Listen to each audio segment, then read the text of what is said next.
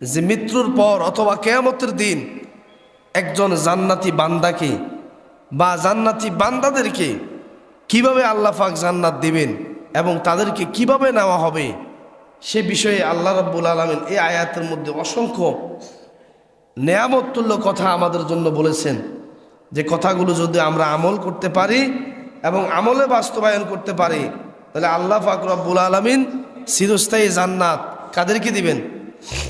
জান্নাত কি আল্লাহ পাক অন্যান্য প্রাণীর জন্য বানিয়েছেন? কথা বলেন। জান্নাত তো বানিয়েছেন আল্লাহ পাক মানুষ এবং জিন জাতির জন্য।